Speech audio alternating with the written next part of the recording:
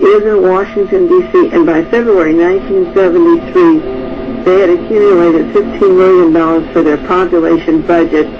Without many of the directors' knowledge, they pushed some of this money to the Bahamas, which is now linked in the Bahamas. Dr. Jose Delgado, the man who was working on the electro implants for Navy intelligence and for the United States government, also had hospitals and funding in the Bahamas that were trying to make some of the connections to identify these locations. But this large bulk of money, so far admitted of $15 million, goes into a population control bureau, which reminds me to bring up just at this time the possibility of the genocide program. When the book came out, The Man Who Cried I Am, in 1967, it's by John Williams. A lot of people, book reviewers, who thought at that time that it was possible that this book was true. I'm sorry, it was 1969. There's one book review that was in the Washington Post, and it says this about the King Alfred plan and the book, The Man Who Cried I Am. These are quotes from the book review of that book. Hitler had a final solution for the Jews, and 6 million of them were murdered. America's final solution for the black man is the premise about which this book is written. You look at men who've been running the world for the last quarter of a century, and you find the book is not a novel, but a statement of cold, hard facts, eminently plausible, but more than likely true. The plot of the final solution is a horrible one, trained up and nurtured by men in Washington, eagerly followed by power holders in Europe, so that the century-long fiesta of extorting from people, grinding down humanity for profit, can keep on going in a business-as-usual world. We lie, we cheat, we murder, we overthrow governments, not to our liking, and with this kind of action going on abroad, what the hell are a few million stayed or two at home? And murder... He plunged 30 feet off a ledge on a family ski trip. While recovering, he looked for alternative ways to manage the pain. So Bertolini found healing in yoga and meditation, and that inspired him to bring a whole new mindset to one of the nation's largest health insurance companies. When Mark Bertolini took over as Aetna's CEO, he decided to recreate the workplace to improve the health of his 50,000 employees. An essential component to his plan is an all-inclusive wellness center that includes doctors, exam rooms, and massage therapy. Workers can even get lab work done and prescriptions filled. All set. Thank you so much. There's a cafeteria run by chefs who create healthy food options, from a super-stocked vegetarian salad bar top it off with some quinoa to a nutritious meals-to-go program. But the distinctive component of his health program is the fitness center. That's where employees are encouraged to exercise any time of the day. Bertolini has also converted a substantial number of employees to the two practices' peak credits with his recovery. There are virtual classes in mindfulness. Managing activities to prevent burnout. And there's yoga. When we go back to our desks, we can bring more poise and more calmness and more focus to the people that we're working with. And eventually, it translates into a more compassionate workplace. And a healthier one. Employees report a 28% decrease in stress levels, a 20% improvement in sleep quality, and a 19% reduction in pain. Imagine you're floating on your own breath. And reportedly, all of that Zen is translating to a happier and more productive workplace. So when he's not doing yoga or meditating or sitting at the table with us, Mark Bertolini leads a company that brings in $58 billion a year in revenue.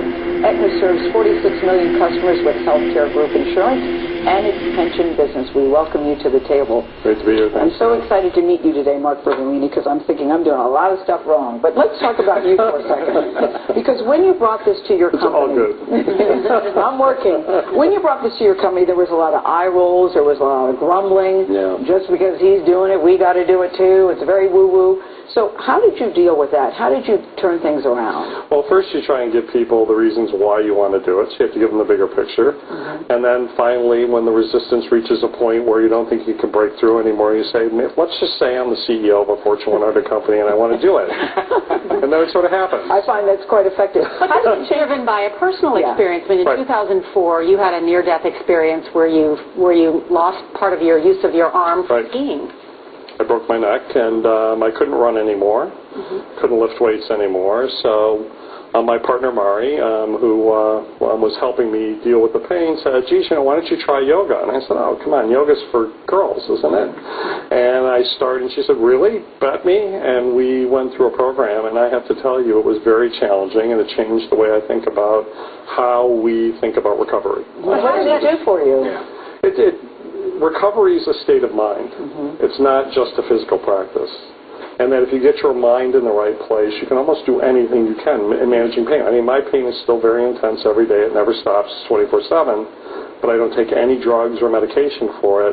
I just deal with it in a different way, being present in the moment, understanding that this pain is part of my journey, and just deal with it. But not everybody's on board. Some of the experts say, A, it's not appropriate in the business culture, that stress is also good to prompt conflict and prompt engaging among your coworkers. And that, maybe you're setting, not you specifically, but it could lead to a cult-like thinking. What do you say about that? I think employee engagement is everything in the service economy. And so just look at any service experience you have. And in the healthcare industry, we're actually below cable and airlines, which is not exactly a great place to be from a Net Promoter Score standpoint. Meaning the insurance industry. It's true. I mean, a lot of people don't like their insurance. They're not held in high regard. So if we're going to invest in our people to get them engaged every day, we have to reduce their stress levels. We have to pay them fairly. We have to allow them to live their lives fully, so that when they're taking care of other people, they don't have all that other baggage with them. But I want you to make the argument to the stockholders. Why is providing this service, a gym and wellness experts and yoga and the healthy food, why does that affect the bottom line? So it's not just about the bottom line. It's about the sustainability of the business over time. So if you look at our stock price change over time as a company, it's up 270+% over the last 5 years. It's largely been the price-earnings multiple, and that's people's belief as to whether or not we have a sustainable business model over time. Our customers will continue to buy our stuff. Our earnings have been growing steadily all along, but it's been that price-earnings multiple, and that's business fundamentals. Do we provide a valuable product that people will continue to buy over time? The bottom line comes out of good business fundamentals, and I think we've lost our way in business by focusing on driving the bottom line all the time. It's about those business fundamentals. How do we make that work? And for the most part, 60% of our operating infrastructure is people. What do your people say to you, Mark, about what this has done for them? So we had $2,500 a year more expense per employee that was at the highest level of stress when we started this program. It's down to about $2,000 for people at the highest level of stress. We've saved people's marriages. They've lost weight. We had people come back and say, you know what, you saved my life. And it cost us $197,000 to do the first program. So if that saved one life, I think that's like a huge return on investment. And in addition to helping your employees with their spiritual well-being, you've also raised the minimum wage to $16. What was the mindset behind that? So we had employees who were struggling to make ends meet. They were on food stamps. They had their kids in Medicaid because they couldn't afford our coverage. And so we looked at the whole mix, not just wage, but also how they had to pay for their benefits. Because most often when people get more income, it actually goes to benefits because they lose other subsidies. So we said, how can we raise their personal disposable income as high as we can? So for 5,700 to 7,000 employees, the PVI is going to go up 45% for a lot of them. On average, 25%. And so when you look at that kind of impact to them as people and the way they live and the amount of money they make, that takes a lot of stress off the table for them. Can I ask you about health insurance? One of the promises that was made by the government with putting in Obamacare is it would slow the rise in premiums because you would put more people would be on the insurance rolls and then the insurance companies would be able to lower the premiums. And that hasn't happened. It hasn't slowed the rise. Why not? Because we really need to do payment reform. There's another thing called the SGR fix that's going on in Washington today around Medicare physician fees. That was an attempt to control pricing. Price controls aren't going to work. We have to reward people for the right outcome, and that outcome is better health. So instead of trying to eliminate disease or pay every time somebody touches a patient, let's pay them for preserving the health or improving the health of a population. Preventative medicine. Preventative medicine, but also we have very sick people that are wandering in the system aimlessly, spending lots of money. The top 5% of Medicare consume 42% of the Medicare budget. The top 5% of people. $9,000 a month because they're not managed.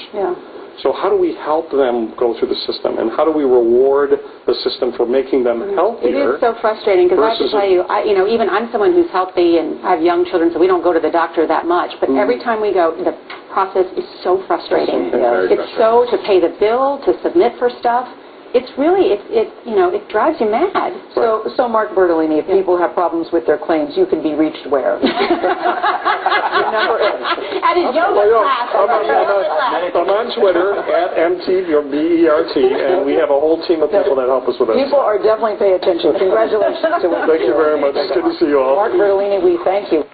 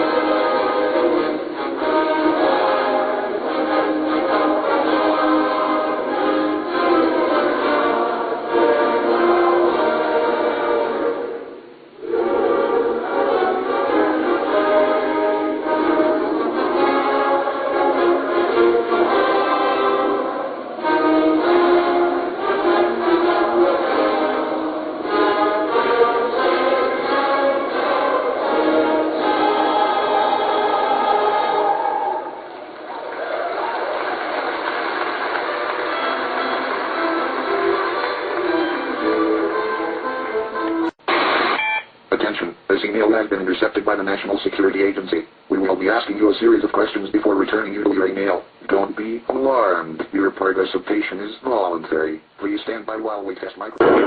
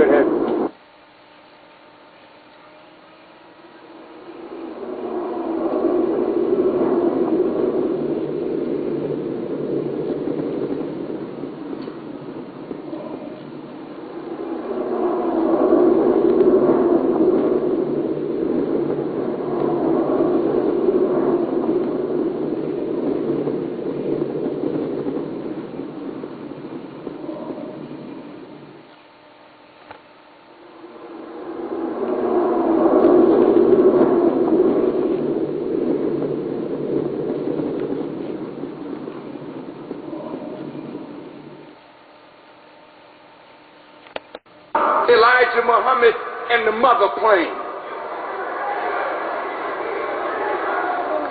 and mocked the fact that he taught us that there were 1,500 little bombing planes in that mother plane. Each of them had 3 bombs, and they were put up in 1930, and their aim is the destruction of this world. Now, you may laugh, but you will weep soon, because now they see them in squadrons over Milan, Italy, over Madrid in Spain. The government of Brazil has said we are no longer going to keep it secret from the people. They're saying that these things actually exist. And before the Honorable Elijah Muhammad left, he said, soon, brother, you'll be seeing them over the major cities of America. Now, when this happens, what will you be able to say if you doubt the Honorable Elijah Muhammad? Well, Armageddon is heating up.